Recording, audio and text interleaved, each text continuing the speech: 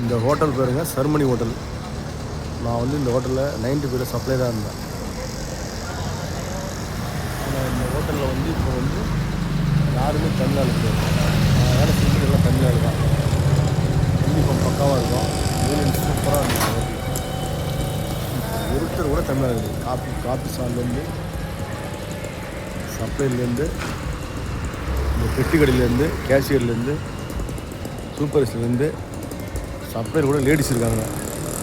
எல்லாமே இந்திக்காரங்க தான் hotel. Hotel owner வந்து அண்ணா சார், முரளி சார், 2 பேர் தான். இப்போ வந்து அண்ணா சார் தான் அந்த ஹோட்டல் பார்த்துக்கிறாரு.